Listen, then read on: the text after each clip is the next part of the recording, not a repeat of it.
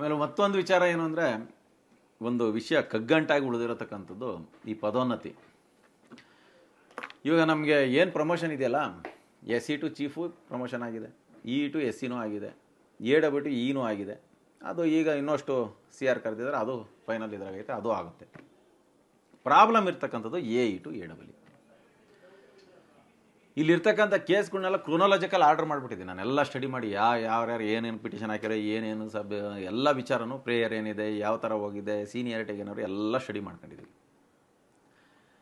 ಇನ್ನು ಕೆಲವ್ರು ಮಾತಾಡ್ತಾರೆ, ಈ ಅಸೋಸಿಯೇಷನ್ನು ಈ ಪ್ರಮೋಷನ್ ಕೊಡಿಸ್ಲಿಲ್ಲ, ಅಸೋಸಿಯೇಷನ್ ಪ್ರಮೋಷನ್ ಕೊಡಿಸ್ಲಿ. ಯಾವುದೇ ಸಂಘದ ಅಧ್ಯಕ್ಷ ಕೊಡ್ತಾ ಇರ್ತಕ್ಕಂಥ ಪ್ರಮೋಷನ್ ನಿಲ್ಸಕ್ಕಾಗತ್ತಾ? ನಾವು ಪ್ರಮೋಷನ್ ಕೊಡಿಸ್ಲೇಬೇಕು ಅಂತೇಳಿ ಭಾಳ ಪ್ರಾಮಾಣಿಕವಾಗಿ ಪ್ರಯತ್ನ ಮಾಡಿ, ಎಲೆಕ್ಷನ್ಗಿನ ಮುಂಚೆ ಪ್ರಮೋಷನ್ ಕೊಡಿಸ್ಲೇಬೇಕು ಅಂತ ನಾವು ಪ್ರಯತ್ನ ಮಾಡಿ, ಅದಕ್ಕೆ ನಾನು ಕೂಡ ರಜಾ ಹಾಕಿ ಅಧ್ಯಕ್ಷರ ಜೊತೆಗೆ ಎಲ್ಲರೂ ರಜಾ ಕ್ಯಾಂಪೇನ್ ಮಾಡ್ಕೊಂಬಂದರು, ಅಲ್ಲ ರಜಾ ಹಾಕ್ದಲ್ಲೇ ಕ್ಯಾಂಪೇನ್ ಮಾಡ್ಕೊಂಬಂದರು. ಇಲ್ಲಿ ನಾನು ಕ್ಯಾಂಪೇನ್ಗೆ ಅಂತ ರಜಾ ಹಾಕಿ 50 ದಿವಸ ಆಯ್ತು ನಾವು ಇಲ್ಲಿಗೆ ಹಾಕಿ ರಜಾ ಹಾಕಿ 50 ದಿವಸದಲ್ಲಿ 10 ದಿನ ಕ್ಯಾಂಪೇನ್ ಮಾಡಿದ್ವಿ. 40 ದಿನ ಬರೀ ಇದಕ್ಕೆ ಏನಾನ ಮಾಡಿ ಪ್ರಮೋಷನ್ ಕೊಡಿಸಿ ಹೋಗ್ಬೇಕು, ನಮಗೂ ಅನುಕೂಲ ಆಗ್ತದೆ, ಅವ್ರಿಗೂ ಅನುಕೂಲ ಆಗ್ತದೆ. ಅದೊಂದು ನಾವು ಅವರು ಕೂಡ ಭಾಳ ಫ್ರಸ್ಟ್ರೇಷನ್ ಆಗ್ಬಿಟ್ಟವ್ರು, ಒಂದೇ ಪೋಸ್ಟಲ್ಲಿ 15 ವರ್ಷ ಕೆಲಸ ಮಾಡಿ ಏನಾದರೂ ಮಾಡಿಸ್ಬೇಕು ಅಂತ. ಇನ್ನೇನಾದರೂ ಇನ್ನು 2 ತಿಂಗಳ ಪ್ರಮೋಷನ್ ಆಗಿಬಿಡ್ತದೆ ಅಂತ ಹೇಳ್ಬಿಟ್ಟು ಅಷ್ಟರೊಳಗನೆ ಅವ್ರು ಯಾರೋ ಹೇಳಿರಂತೆ, ಇನ್ನು 2-2.5 ತಿಂಗಳು ಬಿಟ್ಟರೆ ಅವ್ರು ಪ್ರಮೋಷನ್ ಮಾಡಿಸೋದು ಖಚಿತ, ಆಮೇಲೆ ನೀನು ಗೆಲ್ಲಲ್ಲ, ನೀವು ಯಾರೂ ಗೆಲ್ಲಕ್ಕಾಗಲ್ಲ. ಅವ್ನು ಶ್ರೀರಾಮೇನ ಇಡೀ ಕರ್ನಾಟಕ ಸುತ್ಕೊಂಬಂದ ಅಂದರೂ ಗೆಲ್ಲಕ್ಕಾಗಲ್ಲ, ಅವನೆಲ್ಲೂ ಹೋಗಿಲ್ಲ. ಸೊ ಬೇಗ ಎಲೆಕ್ಷನ್ ಹೆಂಗೆ ಮಾಡಿಸ್ತೀರ ನೋಡಿ ಅಂತ ಅವ್ರಿಗೆ ಹಿತೈಷಿಗಳು ಅವ್ರ ಅಡ್ವೈಸರ್ಸ್ ಏನೋ ಹೇಳಿರಂತೆ. ಅದಕ್ಕೆ ಇವ್ರು ಇಮಿಡಿಯೇಟಾಗಿ ಅಡ್ಮಿನಿಸ್ಟ್ರೇಟರ್ಗೆ ಹೋಗಿ ಅಡ್ಮಿನಿಸ್ಟ್ರೇಟ್ರಿಗೆ ಜಾಕ್ ಹಾಕಿ ಅಡ್ಮಿನಿಸ್ಟ್ರೇಟರ್ನ ಎತ್ಕೊಂಬಂದ್ಬಿಟ್ಟು Z+ ಸೆಕ್ಯೂರಿಟಿ ಒಳಗೆ ಕುಂಡ್ರಿಸಿ ರಾತ್ರಿ 7ವರೆಗೆ ನಮ್ಮ ಅಸೋಸಿಯೇಷನ್ ಒಳಗೆ ಈ ಸಂಘದ ಘನತೆ ಗೌರವನ ಕಾಪಾಡಿ ಆಡಳಿತ ಮಂಡಳಿ ಮುಂದೆ ನಮ್ಮನ್ನೆಲ್ಲ ಮಲಗಿಸ್ಬಿಟ್ಟಾರೆ. ಇವ್ರಿಗೆ ಶಕ್ತಿನೇ ಇಲ್ಲ, ಇವ್ರ ಇಂಜಿನಿಯರ್ಸ್ಗೆ ಡಿವೈಡ್ ಆ್ಯಂಡ್ ರೂಲು ಅಂತ ಹೇಳಿ ಏನಾನ ಸಮಸ್ಯೆ ಬಂದಾಗ ಯಾರನ್ನ ಎಷ್ಟು ಪಾರ್ಟಿ ಇವೆ ಅಂತ ಬ್ಯೂರೋಕ್ರಾಟ್ಸು ಗೊತ್ತು ಮಾಡ್ಯವ್ರೀಗ. ಇಷ್ಟೇ ಪಾರ್ಟಿ ಇವೆ, ಈ ಪಾರ್ಟಿಯವ್ರು ಏನಾದರೂ ಗಟ್ಟಿಯಾಗಿ ಕೇಳಿದರೆ ಇವ್ರನ್ನ ಇದು ಮಾಡಿದರೆ ಅಲ್ಲಿ ಸಂಘನ ಒಡೆದು ಇದು ಮಾಡ್ಬೋದು ಅಂತ ಬ್ಯೂರೋಕ್ರಾಟ್ಸ್ಗೂ ತೋರಿಸ್ಕೊಟ್ಬಿಟ್ರು ಅವರು. ಇರಲಿ, ಇವೆಲ್ಲ ಮಾಡ್ತಾರೆ, ಇದೆಲ್ಲ ಅರ್ಥ ಆಗ್ತವೆ ನಿಮಗೆ. ಆ ಇವನು ಯಾರೋ ನಮ್ಮ ಅಡ್ಮಿನಿಸ್ಟ್ರೇಟರ್ ಬಂದದ್ದು ಮಾರಾಯ, ಇನ್ನು ಸಂಜೆ ಬಂದು ರಿಪೋರ್ಟ್ ಆಗಿ ಅದು ಮಾರನೇ ದಿನಕ್ಕೆ ಎಲೆಕ್ಷನ್ದು ಕ್ಯಾಲೆಂಡರ್ ಆಫ್ ಇನ್ವೆಂಟ್ ಅನೌನ್ಸ್ ಮಾಡಿಬಿಟ್ರು. ನೀವು ಈ ಪ್ರಜಾಪ್ರಭುತ್ವ ಹಾಳು ಮಾಡ್ತಾವ್ರಪ್ಪ ಇರೋರು, ಈ ಪ್ರಜಾಪ್ರಭುತ್ವ ಉಳಿಸ್ಬಾರ ಮರೆಯ ಅಂತೇಳಿ ಅಡ್ಮಿನಿಸ್ಟ್ರೇಟರ್ ತಂದು ನೇಮಿಸಿರೋದು. ಈ ವೋಟರ್ ಲಿಸ್ಟೇ ಫೈನಲ್ ಮಾಡ್ದಂಗೆ ಅಟ್ಲೀಸ್ಟ್ ಆ ವೋಟರ್ ಲಿಸ್ಟ್ ಒಂದು ಪ್ರಾವಿಷನಲ್ ಲಿಸ್ಟ್ ಅಂತ ಹಾಕಿ ಒಂದು ವಾರನ ಟೈಮ್ ಕೊಟ್ಟು ಫೈನಲ್ ಲಿಸ್ಟ್ ಅಂತ ಒಂದು ಅಫಿಷಿಯಲ್ ಪ್ರೊಸೀಜರು ಫಾಲೋ ಮಾಡಲಿಲ್ಲ ಮರೆ. ನೋಡೋಣ ಮುಂದೆ ಏನಾಗ್ತದೆ ಅಂತ. ಮಾಡಿಸೇವ್ರೆ, ಮಾಡೋದಲ್ಲ, ಅವರ ಕೆಲವರು ಅಧಿಕಾರದ ಹಪಾಪಿತನ ಆಯ್ತಲ್ಲ, ಬೇಗ ಆಗ್ಬಿಡ್ಬೇಕು. ಇನ್ನು 2 ತಿಂಗಳ ಪ್ರಮೋಷನ್ ಕೊಡಿಸ್ಬಿಡ್ತಾರೆ. ಇವನು ಶ್ರೀರಾಮ ಏನಾದ್ರು ಪ್ರಮೋಷನ್ ಕೊಡಿಸ್ಬಿಟ್ರೆ, ಶಿವಣ್ಣ ಪ್ರಮೋಷನ್ ಕೊಡಿಸ್ಬಿಟ್ರೆ ಆಮೇಲೆ ಗೆಲ್ಲಕ್ಕಾಗಲ್ಲ. ಇಲ್ಲಾಂದ್ರೆ ಈ ಎಲ್ಲ ಕ್ಯಾಂಪೇನ್ ಮಾಡ್ಕೊಂಬಂದ್ರೆ ಗೆಲ್ಲಕ್ಕಾಗಲ್ಲ ಅಂತ ಏನೋ ಹೇಳಿದಾರಂತ. ಇರಲಿ, ಶಾಸ್ತ್ರನೂ ಹೇಳಿರ್ಬೇಕು ಇದ್ರ ಜೊತೆಗೆ, ನನಗೆ ಗೊತ್ತಿಲ್ಲ, ಇರಲಿ. ಬಟ್ ಆದರೆ AE ಟು AW ನಾವು ಮೊನ್ನೆ ಇದನ್ನೊಂದು DR ರೆಕ್ರೂಟ್ಮೆಂಟ್ ಬೇರೆ ಬೋರ್ಡಿಗೆ ಬಂದಿತ್ತು. ಅದೇನು ಬರೀ DR ರೆಕ್ರೂಟ್ಮೆಂಟ್ ಎಲ್ಲ ಬಂದಿರೋದು, ಎಲ್ಲ ಕೇಡ್ರು ಬಂದಿದೆ. ಆ ಬೋರ್ಡಿಗೆ ಬಂದಿತ್ತು, ಆ ಕಾವು ಇವಾಗಿದೆ. ಆ ಕಾವು ಆರೋದ್ರೊಳಗೆ ಎಲೆಕ್ಷನ್ ಮಾಡಿಬಿಡ್ಬೇಕು. ನಾವು ಮೊನ್ನೆ ಜನರಬಡಿ ಮೀಟಿಂಗಲ್ಲಿ ರೆಸಲ್ಯೂಷನ್ ಮಾಡಿದ್ದೀವಿ, 10 ವರ್ಷಕ್ಕಿಂತ ಯಾರು ಅಸಿಸ್ಟೆಂಟ್ ಇಂಜಿನಿಯರ್ಸು ಆ ಒಂದು ಹುದ್ದೆನಲ್ಲಿ ಸೇವೆ ಸಲ್ಲಿಸಿರ್ತಾರೆ ಅವರೆಲ್ಲರಿಗೂ ಕೂಡ ಪ್ರಮೋಷನ್ ಕೊಡೋವರೆಗೂ DR ರೆಕ್ರೂಟ್ಮೆಂಟ್ನ ಮಾಡಬಾರ್ದು ಅಂತ ಹೇಳಿ ರೆಸಲ್ಯೂಷನ್ ಮಾಡಿ, ಅದಾದಮೇಲೆ ಡಿಸೆಂಟ್ ಲೆಟ್ರು ಕೂಡ ನಮ್ಮ ಅಧ್ಯಕ್ಷರು ಮನೆ ಸಚಿವರಿಗೆ ಮತ್ತು ACSK ಎಲ್ಲರಿಗೂ ಕೊಟ್ಟಿದ್ದಾರೆ. ಆ ರೆಸಲ್ಯೂಷನ್ ಕಾಪಿನೂ ಕೊಟ್ಟಿದ್ದೀವಿ. ಈಗ ನಾವಂತೂ ಹೇಳ್ತೇವೆ, 10 ವರ್ಷಕ್ಕಿಂತ ಯಾರ್ಯಾರು ಇಂಜಿನಿಯರ್ಸು ಸಹಾಯಕ ಇಂಜಿನಿಯರ್ ಹುದ್ದೆನಲ್ಲಿ ಕೆಲಸ ಮಾಡಿದಿರಿ, ನಿಮ್ಮೆಲ್ಲರಿಗೂ ಪ್ರಮೋಷನ್ ಕೊಡಿಸೋವರೆಗೂ DR ರೆಕ್ರೂಟ್ಮೆಂಟ್ ಹಾಕಿ ಬಿಡಲ್ಲ. ಇದು 100ಕ್ಕೆ 100 ಸತ್ಯ.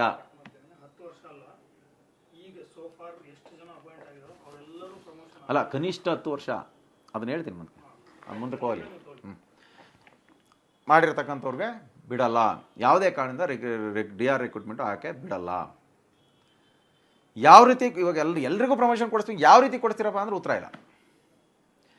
ವರ್ಕ್ ಲೋಡ್ ನಾರ್ಮ್ಸ್ ಯಾವಾಗ ಬಂದಿದ್ದು, ಹಿಂದೆ ಎಷ್ಟು ವರ್ಷ ಆಯಿತು, ಎಷ್ಟು ದಶಕಗಳು ಆದವು, ನೆನೆಗೆ ಬಿದ್ದಿದ್ದನ್ನ ಇವತ್ತು ವರ್ಕ್ ಲೋಡ್ ನಾರ್ಮ್ಸು ಫೈನಲೈಸ್ ಆಗಿದೆ. ಮೊನ್ನೆ ಡಿ ಟಿ ಅವ್ರು ಹೇಳಿದ್ದಾರೆ, ನಮ್ಮ ಬೆಸ್ಕಾಂ ಡಿ ಟಿ ಅವರೇ ಚೇರ್ಮನು, 15ನೇ ತಾರೀಕು ನಾವು ಸಬ್ಮಿಟ್ ಮಾಡ್ತೀವಿ ಅಂತ. ಡೆಫಿನೆಟ್ಲಿ ಅದನ್ನು ಸಬ್ಮಿಟ್ ಮಾಡಿದ ಮೇಲೆ ಸಾಕಷ್ಟು ಅಸಿಸ್ಟೆಂಟ್ ಇಂಜಿನಿಯರ್ ಪೋಸ್ಟನ್ನ ರೆಕ್ರೂಟ್ಮೆಂಟ್ ಮಾಡಬೇಕಾಗ್ತದೆ. ಸುಮಾರು ಒಂದು 500ಕ್ಕೂ ಹೆಚ್ಚು AEE ಪೋಸ್ಟ್ನ ಅಪ್ಗ್ರೇಡ್ ಮಾಡೋಂಥ ಅವಕಾಶಗಳು ವರ್ಕ್ಲೋಡ್ ನಾರ್ಮ್ ಸ್ಟಡಿನಲ್ಲಿ ಇದೆ. 500-600 ಪೋಸ್ಟು ಪ್ಲಸ್ ಈಗ ಇರ್ತಕ್ಕಂಥದ್ದು ಮತ್ತು ಆಗ್ತಕ್ಕಂಥ ಒಂದು 700-800 ಪೋಸ್ಟ್ನ ಅವಕಾಶ ಇದೆ. ಅದನ್ನೇನು ಒಂದೇ ಬಾರಿ ಕೊಡೋಕ್ಕಾಗಲ್ಲ. ಒಂದು 6 ತಿಂಗಳಿಗೆ ಒಮ್ಮೆ ಕೊಟ್ಟು ನಮ್ಮ 10 ವರ್ಷಗಳ ಕಾಲ ಯಾರ್ಯಾರು ಸೇವೆಯನ್ನು ಸಲ್ಲಿಸಿದ್ದಾರೆ ಅವ್ರಿಗೆ ಮಾಡಲಿಕ್ಕೆ ನಾವು ಒಂದು ಮಾಡಿದ್ದೇವೆ. ವರ್ಕ್ಲೋಡ್ ನಾರ್ಮ್ ಸ್ಟಡಿ ಮಾಡಿ ಎಲ್ಲ ಹೋಗಿ ಅದಕ್ಕೆಲ್ಲ ಇನ್ಪುಟ್ ಕೊಟ್ಟು ಅದಕ್ಕೆ ಸರಿಯಾಗಿ ಅದನ್ನು ಕೂಡ ಸಮಸ್ಯೆ ಆಗಿತ್ತಲ್ಲಿ, ಅದನ್ನು ಕೂಡ ಮತ್ತೆ ಹೋಗಿ ಅದನ್ನೆಲ್ಲ ಕರೆಕ್ಷನ್ ಮಾಡಿಸಿ ಎಲ್ಲನೂ ಮಾಡಿಸಿದ್ದೇವೆ. ಇವೆಲ್ಲ ಕೆಲಸ ಅಲ್ವಾ? ಇದು ವರ್ಕ್ಲೋಡ್ ನಾರ್ಮ್ಸ್ ಬಂದ ಮೇಲೆ ನಾವು ಹುದ್ದೆಗಳನ್ನ ಸೃಜಿಸಲಿಕ್ಕೆ ಒಂದು ಬ್ಯಾಕ್ ಬೋನ್, ಒಂದು ಸಪೋರ್ಟ್ ಇರುತ್ತೆ. ವರ್ಕ್ಲೋಡ್ ನಾರ್ಮ್ಸ್ ಇಲ್ದಲೇ ಆಗಲ್ಲ. ಅದನ್ನ ಮನಗಂಡನೇ ನೀವು ವರ್ಕ್ಲೋಡ್ ನಾರ್ಮ್ಸ್ನ ಎಲ್ಲ ರೆಡಿ ಮಾಡಿ ಸಬ್ಮಿಟ್ ಮಾಡ್ತಾ ಇರೋದು. ಅದಾದಮೇಲೆ ಖಂಡಿತ ಪ್ರಮೋಷನ್ ಕೊಡಿಸ್ತೇವೆ. ಇದು 2008 ಮತ್ತು ABT ಮತ್ತು 2007ರಲ್ಲಿ ರಿಕ್ರೂಟ್ಮೆಂಟ್ ಆದವರು 2017ಕ್ಕೆ ಪರ್ಮನೆಂಟ್ ಆದರೂ ಈ 3 ಜನದ ಮಧ್ಯೆ ಇರ್ತಕ್ಕಂಥ ಕೇಸಿಂದ ಅದ್ರ ಮಧ್ಯದಲ್ಲಿ ನಮಗೆ ಏನು ನಮ್ಮ ಬ್ಯಾಕ್ಲಾಗ್ದೊಂದು ಸಮಸ್ಯೆ ಆಗಿದೆ ಅಂತ ಏನು ಬಂತು, ರೋಸ್ಟರ್ ಸಿಸ್ಟಮ್ಮು ರೋಸ್ಟ್ರಲ್ಲಿ ಇದಾಗಿದೆ ಅಂತ. ಸೊ ಅದರದ್ದು ಆ ಒಂದು ಹಿನ್ನೆಲೆ ಒಳಗೆ ಚೀಫ್ ಸೆಕ್ರೆಟರಿನ ಪ್ರಮೋಷನ್ ಕೊಡಬೇಡಿ ಅಂತ ಹಾಕಿದ್ದಾರೆ. ಇಲ್ಲಿ ಯಾರೂ ನಿಲ್ಲಿಸಿದ್ದಲ್ಲ, ದಯವಿಟ್ಟು ಅರ್ಥ ಮಾಡ್ಕೊಳ್ಳಿ. ನಾವಂತರೂ ಪ್ರಾಮಾಣಿಕ ಪ್ರಯತ್ನ, ನಾನಂತರೂ ಎಲೆಕ್ಷನಿಗೆ ಮುಂಚೆ ಹೋಗಬೇಕು ಅಂತ ಹೇಳ್ಬಿಟ್ಟು ನಾವು ಅಧ್ಯಕ್ಷ ಜೊತೆ ಸೇರ್ಕೊಂಡು ಓಡಾಡಿದ್ದೀವಿ. ಖಂಡಿತವಾಗ್ಲೂ ಪ್ರಮೋಷನ್ ಇಶ್ಯೂ ಮಾಡೋ ಅಂತ ಹಂತಕ್ಕೆ ಬಂದಿತ್ತು. ಬೋರ್ಡಲ್ಲೂ ಕೂಡ ಬಲಿಷ್ಠವಾಗಿ ಭಾಳ ಪ್ರಬಲವಾಗಿ ವಾದ ಮಾಡಿದ್ದಾರೆ. ನೀವು ಆಯಿತು DR ರಿಕ್ರೂಟ್ಮೆಂಟ್ ಪ್ರಪೋಸಲ್, ಇದು ವೋಟ್ ಇಸ್ ಓನ್ಲಿ ಇಲ್ಲಿಂದ ಹೋಗ್ತಾ ಇರ್ತಕ್ಕಂಥದ್ದು ಪ್ರಪೋಸಲ್. ಇದು ಪೋಸ್ಟ್ ಬೇಸ್. ಸುಮ್ಮನೆ ಇವಾಗ ಈ DR ರಿಕ್ರೂಟ್ಮೆಂಟ್ ನಾನು ಝೀರೋ ಮಾಡಿಬಿಡ್ತೀನಿ ಅಂತ ಇದೆಲ್ಲ ಆಗದೇ ಇರೋ ಕೆಲಸನೆಲ್ಲ ಹೇಳಕ್ಕೆ ಹೋಗಬಾರ್ದು. ಈಗ ನನಗೆ ನನ್ನ ಮೇಲೆ ಒಂದು ಆಪಾದನೆ ಮಾಡಿ, ಇವ್ನು ಬಂದ್ಬಿಟ್ಟು DR ರಿಕ್ರೂಟ್ಮೆಂಟ್ ಮಾಡಿಸ್ಬಿಡ್ತಾನೆ ಅಂತ. ನೀವೆಲ್ಲ ಇಂಜಿನಿಯರ್ ಇದ್ರೆ ಮೊದಲೇ ಹೇಳಿದ್ದೀನಿ, ನಾನು ಇಂಜಿನಿಯರ್ಸ್ ಅಂದರೆ ನನಗೆ ಸ್ಪಷ್ಟತೆ ಇದೆ, ನೀವೆಲ್ಲ ತಿಳ್ಕೊಳೋರು ಅಂತ. ಈ 94 ಪೋಸ್ಟ್ DRಸ್ನ ನಾನು ರಿಕ್ರೂಟ್ಮೆಂಟ್, ಇಲ್ಲಿ 1972 ಜನ ಅಸಿಸ್ಟೆಂಟ್ ಇಂಜಿನಿಯರ್ಸ್ ಇದ್ದಾರೆ. 1972 2010 ಹತ್ರ ನೀವು ಅಸಿಸ್ಟೆಂಟ್ ಇಷ್ಟು ಜನ ಬಿಟ್ಟು 94 ಜನ ತಗೊಂಡು ನಾನು ಅಲ್ಲಿ ಕುಂಡ್ರಿಸಿದ್ರೆ ನನಗೇನು ಲಾಭ? ಆಮೇಲೆ ಇಲ್ಲ ಅವ್ರೇನಾದ್ರು ರಿಕ್ರೂಟ್ಮೆಂಟ್ ಮಾಡಿಸಿ ನನಗೇನು ನನ್ನ ಅಕ್ಕನ ಮಕ್ಕಳು, ನನ್ನ ತಂಗಿ ಮಕ್ಕಳು ಅಥವಾ ನನ್ನ ತಮ್ಮದಿರೋ ಅಣ್ಣದಿರೋ ಏನಾದರೂ ಅಲ್ಲಿ ಸೇರಿಸ್ಲಿಕ್ಕೆ ಅವಕಾಶ ಇದೆಯಾ? ಯಾಕೆ ಈ ಥರ ಹಸಿ ಸುಳ್ಳನ್ನ ನಮ್ಮ ಇಂಜಿನಿಯರ್ಸ್ಗಳಿಗೆ ಹೇಳ್ತೀರಿ? ಇದು ಸಾಧ್ಯನಾ? ನನಗಂತೂ ದೇವರನ್ನೇ DR ಅಂದ್ರೇನು, PR ಅಂದ್ರೆ ಏನೂ ಗೊತ್ತಿಲ್ಲ. ಇಲಾಖೆಗೆ ಬಂದಾಗ ನಾನು 2006ಗೆ AE ಅಸಿಸ್ಟೆಂಟ್ ಇಂಜಿನಿಯರ್ ಆಗಿದೆ, ಅಸಿಸ್ಟೆಂಟ್ ಇಂಜಿನಿಯರಾಗಿ ಸೆಲೆಕ್ಟ್ ಆಗಿದೆ, ಲೆಕ್ಚರರ್ ಆಗಿದೆ. ಆ ಬೇರೆ ಎಲ್ಲ ಕೆಲಸ ಮಾಡ್ತಾಯಿದ್ದೆ. ನಾನು ಒಂದು 50,000 ಸಂಬಳಕ್ಕೆ ದುಡಿತಾ ಇದ್ದೆ. ಅವಾಗ ಬರೀ 8,000 ರೂಪಾಯಿ ಟೆಂಪ್ರರಿ ಅಂತ ಹೇಳ್ಬಿಟ್ಟು ನಾನು ಬರಲಿಲ್ಲ. 2003 ನನ್ನ ಸ್ನೇಹಿತ ಒಬ್ಬ ಲೋಹಿತೇಶ್ ಅಂತ ಹೇಳ್ಬಿಟ್ಟು ಆ ಗುಬ್ಬಿ ವರ್ಕ್ ಯೂನಿಟಾಗಿದ್ದ. ಇಲ್ಲ ಯಾಕೆ ಬರ್ತೀನಿ, ನಾನೇ ಸೇರಿ ಅಲ್ಲೇ 3.5 ವರ್ಷ ಆಯಿತು, ಬರೀ 8,000ದಾಗೆ ಇದ್ದೀನಿ, ನೀನು 50,000 ದುಡಿತಿ, ಯಾಕೆ ಬತ್ತೆ ಇಲ್ಲಿ ಅಂತ. ಸೊ ಅದಕ್ಕೋಸ್ಕರ ನಾನು ಸೇರಲಿಲ್ಲ. ಆಮೇಲೆ ರಿಕ್ರೂಟ್ಮೆಂಟ್ ಪ್ರೊಸೆಸ್ ಕರೆದಿದ್ರು, ಆ ಪ್ರೊಸೆಸ್ ಒಳಗೆ ಬಂದಿದ್ದೀನಿ. ನಾನೇ ಅಪ್ಲಿಕೇಶನ್ ಆಗಿ ನೋಟಿಫಿಕೇಶನ್ ಹಾಕ್ಸ್ಕೊಂಡು ಬಂದಿದ್ದೀನಿ ಅನ್ನೋ ಲೆಕ್ಕಾಚಾರದಾಗ ಇವ್ರು ಹೇಳ್ತಾರೆ. DR ಬಂದುಬಿಟ್ರೆ ಅದೇನು DR ಬಂದುಬಿಟ್ರೆ ನಾನು DR ಆಯಿತು. ಒಂದು ವಿಚಾರ, ಈ 2.5 ತಿಂಗಳು ಸತತ ಪ್ರಯತ್ನ ಮಾಡಿದ್ದೀನಿ ಏನಕ್ಕೆ ಪ್ರಮೋಷನ್ ಕೊಡ್ಸೋಕ್ಕೆ. ಅದರಲ್ಲಿ ಒಂದು ಸ್ವಲ್ಪ ಸಕ್ಸಸ್ ಆಗೋಂಥ ಒಂದು ಮುನ್ಸೂಚನೆ ಸಿಕ್ಕಿದೆ. ಆದರೂ ಅಷ್ಟು ಪ್ರಯತ್ನ ಮಾಡಿರೋ ಆಗಲಿಲ್ಲ ಅಂತಂದರೆ, ಆಗ್ತಾ ಇಲ್ಲ ಅಂತ ಅಂದರೆ ನಾನು ಹೇಳಿದ ತಕ್ಷಣ DRನ ಗೌರ್ಮೆಂಟ್ ರಿಕ್ರೂಟ್ಮೆಂಟ್ ಮಾಡಿಬಿಡ್ತಾ? ಇದು ನೀವು ಇಂಜಿನಿಯರ್ಸ್ ಅರ್ಥ ಮಾಡ್ಕೊಳ್ಳಿ, ಹೆಂಗೆ ಹಸಿ ಸುಳ್ಳನ್ನು ಹೇಳ್ತಾರೆ ನಿಮಗೆ ಅಂತ. ಅದಕ್ಕೋಸ್ಕರ ನಾವು ತೀರ್ಮಾನ ಮಾಡಿದ್ದೇವೆ, ಕನಿಷ್ಠ 10 ವರ್ಷದ ಅನುಭವ ಇರತಕ್ಕ ಸಹಾಯಕ ಇಂಜಿನಿಯರ್ ಆಗಿ ಅಂಥವ್ರಿಗೆಲ್ಲರೂ ಕೂಡ ಒಂದು ಪದೋನ್ನತಿ ನೀಡೋವರೆಗೂ ಯಾವುದೇ ಕಾರಣದಿಂದ DRಸ್ನ ರಿಕ್ರೂಟ್ಮೆಂಟ್ ಮಾಡಬಾರ್ದು ಅಂತ ಹೇಳಿದ್ದೇವೆ. ಮತ್ತು ಅದೇ ಸಂದರ್ಭದಲ್ಲಿ ನಾವು ಇನ್ನೂ ಸ್ವಲ್ಪ ಕನಿಷ್ಠ ಮಟ್ಟಕ್ಕೆ ಅದನ್ನು ತರಲಿಕ್ಕೆ ಏನು ಪ್ರಯತ್ನ ಮಾಡಬೇಕು ಅದನ್ನು ಮಾಡೋಣ. ಈ DR ರಿಕ್ರೂಟ್ಮೆಂಟ್ ಮೊದಲಿಂದಲೂ ಬಂದಿಲ್ಲ, ಮಧ್ಯೆ ಒಂದು ಯಾವಾಗ ಬಂದಾಗ ಇದಾಗಿದೆ, ಈ ಲಾಸ್ಟಿಗೆ ಬಂದಿದೆ. ಅದು ಬೋರ್ಡಲ್ಲಿ ಅಜೆಂಡನೇ ಇರಲಿಲ್ಲ. 33ನೇ ಅಜೆಂಡಾ ಲಾಸ್ಟ್ಗೆ ಏನೋ ಅದು ಸ್ಟ್ರೈಕ್ ಎಲ್ಲ ಆಗಿ ಉದ್ಯೋಗದಲ್ಲಿ ಇವಾಗೆಲ್ಲ ಗೌರ್ಮೆಂಟ್ ಮೇಲೆಲ್ಲ ಬಿದ್ದಿರೋದ್ರಿಂದ ಎಲ್ಲ ಇಲಾಖೆ ಒಳಗೆ ಏನೇನು ಪೋಸ್ಟ್ ಇದೆ ಖಾಲಿ ಇರೋದು ಪ್ರಪೋಸಲ್ FD ಕಳಿಸಿ ಅಂತ ಹೇಳಿದ್ರೆ ಅದ್ರ ಪ್ರಕಾರ ಕಳಿಸ್ತಾವ್ರೆ. ಅದೇನು ಅಲ್ಲಿ ಹೋದ ತಕ್ಷಣ FD ಹೋದ ತಕ್ಷಣ ಅಪ್ರೂವಲ್ ಆಗಿ ಬಂದಾಗ ಏನು ಇದಾಗಲ್ಲ. ಅಷ್ಟೊಳಗಡೆ ನಾವೇನು ಮಾಡಬೇಕು, ವರ್ಕ್ಲೋಡ್ ನಾರ್ಮ್ಸ್ ಬಂದಿದೆ, ಅದರಲ್ಲಿ ಎಷ್ಟು ಪೋಸ್ಟ್ ಸೃಜಿಸ್ಬೋದು, ನಮ್ಮ ಇಂಜಿನಿಯರ್ಸ್ಗಳು ಯಾವ ರೀತಿ ಅನುಕೂಲ ಮಾಡ್ಕೊಂಡು ಮತ್ತೆ ಅದೇ ಪ್ರಯತ್ನ ಮತ್ತೆ ಅದರಿಂದ 10ರಿಂದ ಇನ್ನೂ ಕನಿಷ್ಠ ಮಟ್ಟಕ್ಕೆ ಎಷ್ಟಕ್ಕೆ ತರ್ಬೋದು ಅದನ್ನು ನೋಡಿ. ಇದುವರೆಗೂ ಆಗ್ತಿರಲಿಲ್ಲ ಅಂದರೆ ಆ ಸಮಸ್ಯೆ ಬಂದಿರಲಿಲ್ಲ, ಅವತ್ತೇ ಮಾಡ್ಬೋದಾಗಿತ್ತಲ್ಲ. 5% 2%, ವೈ ನಾಟ್ 0? ನೀವು ಪೋಸ್ಟ್ ಬೇಸ್ಡ್ ರೋಸ್ಟರ್ ಸಿಸ್ಟಮ್ನ ಅಡಾಪ್ಟ್ ಮಾಡ್ಕೊಳ್ಳಿ ಅಂತ ಯಾರು ಹೇಳಿದ್ದು? ಪೋಸ್ಟ್ ಬೇಸ್ಡ್ ರೋಸ್ಟರ್ ಸಿಸ್ಟಮ್ ಅಂದ್ರೇನು? ನೀವು ಇಂತಿಷ್ಟು ಪೋಸ್ಟು ಇಂಥದಕ್ಕೆ ಅಂತ ಬರೀ ಪಿ ಆರ್ ಎಷ್ಟು ಡಿ ಆರ್ಗೆ ಇಷ್ಟು ಅಂತಲ್ಲ, ಡಿ ಆರ್ಗೆ ಎಷ್ಟು ಪಿ ಆರ್ಗೆ ಇಷ್ಟು ಅದು ಬರುತ್ತೆ, ಹೈದರಾಬಾದ್ ಕರ್ನಾಟಕ ಎಷ್ಟು, ನಾನು ಹೈದರಾಬಾದ್ ಕರ್ನಾಟಕ ಎಷ್ಟು ಅದು ಬರುತ್ತೆ, ಬ್ಯಾಕ್ಲಾಗ್ ಎಷ್ಟು ಇದಷ್ಟು ಬರುತ್ತೆ. ಇಂತಿಂಥವಕ್ಕೆ ಇಂತಿಷ್ಟು ಪೋಸ್ಟ್ ಅಂತ ಫಿಕ್ಸ್ ಮಾಡೋದೇ ಪೋಸ್ಟ್ ಬೇಸ್ಡ್ ರೋಸ್ಟರ್ ಸಿಸ್ಟಮು. ಹಂಗೆ ಫಿಕ್ಸ್ ಮಾಡಿದ ಮೇಲೆ ಜೀವೋ ಬಂದ ಮೇಲೆ ಅದ್ರ ಪ್ರಕಾರನೇ ಹೋಗಬೇಕು. ಇಲ್ಲ ಅಂದರೆ ಅದನ್ನು ಕಡಿಮೆ ಮಾಡೋ ಅಂತ ಪ್ರಯತ್ನ ಮಾಡಬೇಕು. ಅದನ್ನು ಬಿಟ್ಬಿಟ್ಟು ಯಾಕೆ ಇಂಜಿನಿಯರ್ಸ್ಗಳಿಗೆ ಬರೀ ಅದನ್ನೇ ಪ್ರಮೋಷನ್. ಈಗೇನಿದೆ ಅಂದರೆ ಇದೊಂದು ಬರ್ನಿಂಗ್ ಇಶ್ಯೂ ಪ್ರಮೋಷನ್ ಅನ್ನೋದು. ಈ ಇಂಜಿನಿಯರ್ಸಲ್ಲಿ ವಿಷ ಬೀಜ ಬಿತ್ತದು ಈ ಪ್ರಮೋಷನ್ ವಿಚಾರವಾಗಿ. ದಯವಿಟ್ಟು ನಾನಂತರೂ ಹೇಳ್ತಾ ಇದ್ದೇನೆ, ಪ್ರಾಮಾಣಿಕ ಪ್ರಯತ್ನ ಮಾಡಿದ್ವಿ. ಆ ಸಬ್ಜೆಕ್ಟ್ ಅಂತ್ಯಕ್ಕೂ ಬಂದಿತ್ತು. ಬೇಗ ಏನಾದರೂ ಆದರೆ ಆಗಲ್ಲ ಅಂತಲೇ ಇಷ್ಟು ಬೇಗ ಹೋಗಿ ಅಡ್ಮಿನಿಸ್ಟ್ರೇಟರ್ನ ಹಾಕ್ಕೊಂಡು ಬಂದಿರೋದು. ಪ್ರಮೋಷನ್ 100% ಆಗುತ್ತೆ. ನಾನು ಒಂದು ಪ್ರಾಮಿಸ್ ಮಾಡ್ತೀನಿ ಇವತ್ತು, ಸ್ವಾಭಾವಿಕವಾಗಿ ಏನು ಈ ಒಂದು ಪ್ರಮೋಷನ್ನು ಪದೋನ್ನತಿ ಬರಬೇಕಲ್ಲ, ಇದಕ್ಕೆ ಯಾರೂ ಕೂಡ ತಾವು ಕಷ್ಟಪಟ್ಟು ದುಡಿದಿರ್ತಕ್ಕಂಥ ಹಣವನ್ನು ಖರ್ಚು ಮಾಡಕೂಡ್ದು. ಇದು ನನ್ನ ಆಸೆ. ಇದು ನೋಡಬೇಕು. ಪ್ರಮೋಷನ್ ಮೇಲೆ ಈ ದುಡ್ಡು ಕೊಟ್ಟು ಪ್ರಮೋಷನ್ ಮಾಡ್ಕೊಂತಿದ್ರಲ್ಲ ನಮ್ಮರೇ ಬ್ರೋಕರ್ಗಳು ಉಟ್ಕೊಂಡು, ಅದನ್ನು ತಪ್ಪಿಸ್ತಾ ಅನ್ನೋ ಒಂದು ಹೆಸರು ನನಗೆ ಬರಬೇಕು.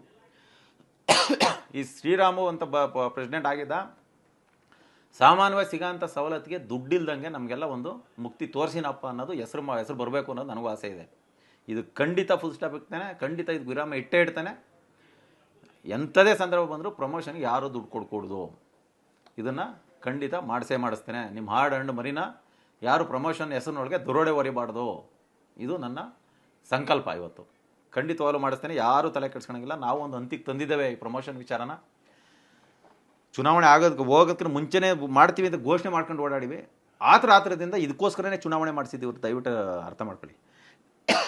ಯಾವಾಗ ನಾವು ಆಲ್ರೆಡಿ ರೆಸೊಲ್ಯೂಷನ್ ಮಾಡಿ ಕಳಿಸಿದ್ದೀವಿ, ಡಿಸೆಂಬರ್ ಅಂತಿಗೆ ಅಥವಾ ಜನವರಿ ಫಸ್ಟ್ ವೀಕಲ್ಲಿ ನಾವು ಮಾಡ್ತೀವಿ ಚುನಾವಣೆ ಅಂತ ರೆಸೊಲ್ಯೂಷನ್ ಮಾಡಿ ಕಳಿಸಿದ್ದೀವಿ. 1 ತಿಂಗಳು ಟೈಮ್ ಕೇಳಿದ್ವಿ ವೋಟರ್ ಲಿಸ್ಟ್ ಫೈನಲ್ ಮಾಡೋಕ್ಕೆ. ಆಮೇಲೆ ಅದನ್ನು ಪ್ರಾವಿಷನಲ್ ಲಿಸ್ಟ್ ಆದಮೇಲೆ 10 ದಿವಸ ಟೈಮ್ ಕೊಟ್ಟಿದ್ದೀವಿ ಕರೆಕ್ಷನ್ಗೆ. ಆಮೇಲೆ ಅನೌನ್ಸ್ ಮಾಡೋ ಡೇಟ್ ಕೊಟ್ಟಿದ್ದೀವಿ. ಅಲ್ಲಿಂದ 21ಗೆ ಎಲೆಕ್ಷನ್ಗೆ ಮಾಡ್ತೀವಿ ಅಂತ ಹೇಳಿದೀವಪ್ಪ ನಾವು. ಅದನ್ನು ಚುನಾವಣಾ ಅಧಿಕಾರಿಗಳನ್ನ ಅಪಾಯಿಂಟ್ ಮಾಡಿ ಕಳಿಸಿದ್ದೀವಿ. ರೆಸೊಲ್ಯೂಷನ್ ಎಲ್ಲರಿಗೂ ಸಬ್ಮಿಟ್ ಮಾಡಿದ್ದೀವಿ. ಬೋರ್ಡ್ ರೆಸೊಲ್ಯೂಷನ, ನಮ್ಮ CEC ರೆಸೊಲ್ಯೂಷನ. ಇನ್ನೇನೈತೆ? ಲಾಸ್ಟ್ ಟೈಮು ಇವ್ರು ಯಾರೋ ಜನರಲ್ ಸೆಕ್ರೆಟರಿ ಇವರೆಲ್ಲ ಕಿತ್ತಾಡ್ಕೊಂಡು ಕಂಪ್ಲೇಂಟ್ ಕೊಟ್ಟಿದ್ರು ಹೋಗಿ. ಯಾವುದಕ್ಕೆ? DRಗೆ. ಅಲ್ಲಿ DR ಲೆಟ್ರ್, ಇದೇ DR ಲೆಟ್ರ್ ಬರೆದಿದ್ರು, ಆಯಿತು ಚುನಾವಣೆ ಮಾಡಿ ಅಂತ. ಅವ್ರು ಲೆಟ್ರ್ ಬರೆದ ಮೇಲೆ 3 ತಿಂಗಳಾದಮೇಲೆ ಚುನಾವಣೆ ಮಾಡಿರೋದು. ಲೆಟ್ರ್ ಬರೆದ ಮೇಲೆ ನಾವೇನು ಅಡ್ಮಿನಿಸ್ಟ್ರೇಟರ್ ಹಾಕ್ಸಕ್ಕೆ ಒಂದೇ ಒಂದು ಲೆಟ್ರ್ ಕೊಟ್ಟಿದ್ವಾ? ಈ ಸಂಘದ ಗೌರವನ ಹಾಳು ಮಾಡಲಿಕ್ಕೆ ಏನಾದರೂ ನಾವು ಪ್ರಯತ್ನ ಮಾಡಿದ್ವಾ? ಮ್ಯಾನೇಜ್ಮೆಂಟೇ ತಲೆ ಬಗ್ಸಂತ ಕೆಲಸ ಮಾಡಿದ್ವಾ? ನಾವು 90 ದಿನ ಸುಮ್ಮನಿದ್ವಲ್ಲ ಎಲೆಕ್ಷನ್ ಮಾಡೋರು. ನಾವು ಈಗ 81 ದಿನಕ್ಕೆ ಎಲೆಕ್ಷನ್ ಮಾಡ್ತೀವಿ ಅಂತ ಹೇಳಿದ್ವಲ್ಲ. ನಿಮ್ಮ ಟರ್ಮ್ ಲಾಸ್ಟ್ ಮುಗಿದ ಮೇಲೆ 7 ತಿಂಗಳಿಗೇನೆ ಎಲೆಕ್ಷನ್ ಮಾಡಿದ್ರು, 6 ತಿಂಗಳಿಗೆ. ಅದರಿಂದ ಇದ್ದವರು 12 ತಿಂಗಳು, ಅದರಿಂದ ಇದ್ದವರು 12 ತಿಂಗಳು. ಇವತ್ತಿನ 25 ತಿಂಗಳಾಗಿಲ್ಲ. ಇಷ್ಟೊಂದು ಏನು ಅರ್ಜೆಂಟ್ ಮಾಡಬೇಕು ಅಂತ ಹೊರಡೋಂಥದ್ದು ಏನಿತ್ತು? ಈ ಪ್ರಮೋಷನ್ ಕೊಟ್ಟರೆ ನಮಗೆ ಉಳಿಗಾಲ ಇಲ್ಲ, ನಾವು ಗೆಲ್ಲಕ್ಕಾಗಲ್ಲ ಅಂತಲೇ ನೀವು ಹೋಗಿದ್ದು. ಈ ಪ್ರಮೋಷನ್ ಬಗ್ಗೆ ಆತಂತ ಡೆವಲಪ್ಮೆಂಟ್ಸ್ ನೋಡೇ ನೀವು ಹೋಗಿದ್ದು. Z+ ಸೆಕ್ಯೂರಿಟಿ ಒಳಗೆ ನಮ್ಮ ಇಂಜಿನಿಯರ್ಸ್ ಕರ್ಕೊಂಬಂದಿದ್ದು. ಆ CCTVಗೆಲ್ಲ ರೆಕಾರ್ಡ್ ಆಗಿದೆ. ಆ CCTV ಐತೆ ಅಂತ ಅಷ್ಟು ಕನಿಷ್ಠ ಪ್ರಜ್ಞೆ ಬೇಡವ ಅವ್ರಿಗೆ? ಯಾರು ನೋಡಿದವ್ರು ಏನು ಅನ್ಕೊಂತಾರೆ ಅಂತ. ಇಂಥವ್ರು ಇವರೆಲ್ಲ ಇದೇನೋ ಅದು ಬೇಡ ಬಿಡಿ ಹೇಳೋದು, ನಾವೆಲ್ಲ ಇಂಜಿನಿಯರ್ಸ್ ಇದ್ರೆ